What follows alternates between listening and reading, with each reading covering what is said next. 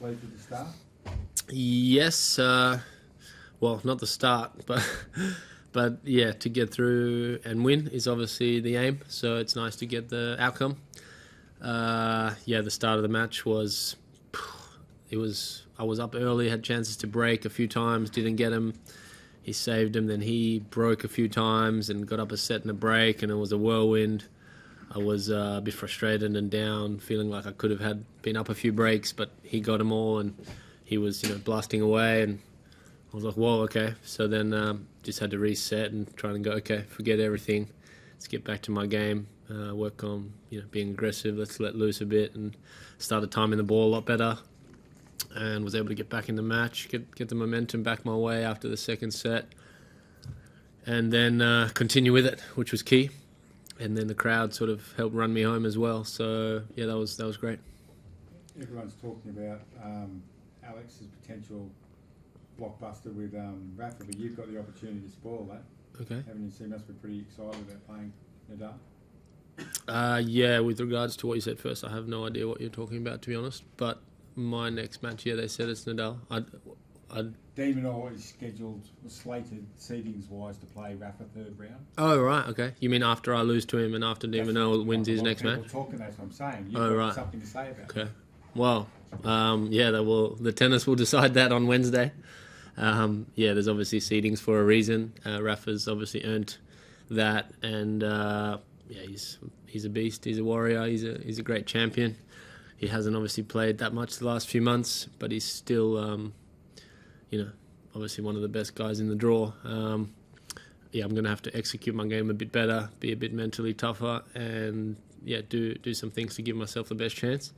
I know what to expect when I'm playing Rafa. I played him once before. I played him in an exhibition in June, just before Wimbledon. So yeah, I know what to expect from him. I know where I can get some things up on him. I know where he's going to have some strengths over me.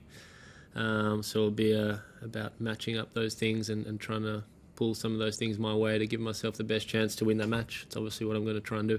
You're obviously in the best form, rankings-wise, of your career. Do you give yourself a genuine shot of beating him? Particularly, he's only played one competitive outing since the US Open. Yeah, of course. I'd be silly not to. Yeah, my career will show I have the ability to beat the very best guys. Beaten quite a few of the top guys last year in other years, but I've also lost to them in times too. So it will depend on both of us, really. How we go out there, how we compete, how we execute our games. So that's what I've really got to work on. I'm really looking forward to it, the opportunity for that. Yeah, I'm just excited about the opportunity to get better. It's been a little bit of my motto the last year or two, just keep getting better. So, yeah, I will have the chance to get better on the next match, and I will need to, I think, potentially. And, yeah, I'll go to work on that. What have you done big stage? Second. Obviously, be on a big stage as well. You won't be out of court 6 or wherever. Exactly. Today was show court 2. I requested to get that court if I could. I really like that court, actually. Outside the big 2 or 3 arenas, it's a nice court. But yeah, play on Rod Laver or Margaret, whichever one we end up on.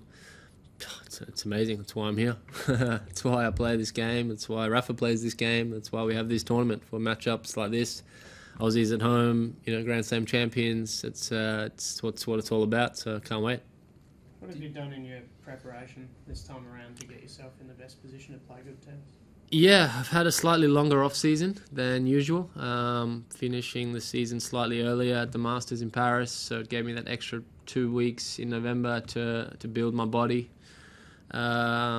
which makes quite a big difference, actually, because it means you can spend an extra 2 or 3 weeks there really building the body before you get into the power and explosive stage to get ready for matches. So yeah, some of my best numbers in the gym have come up in the off season, in the legs, in the body, in the power, in the strength, and then some of the physical and the fitness stuff and the running stuff as well later in December. And I've started to actually feel really good the last 4 or 5 days. The first week or two I was still a bit stiff and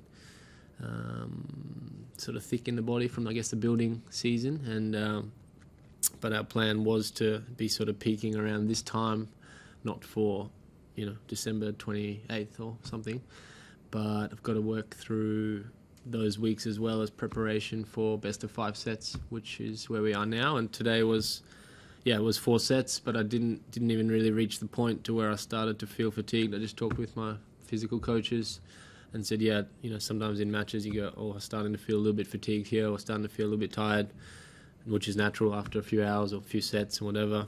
But I didn't even hit that point today, so it was, I didn't feel hot at all actually. I mean, there wasn't too many super long points or super physical, but it was only 2.5 hours or whatever it was, but it was comfortable from the physical side, so that seems to be a good sign for me.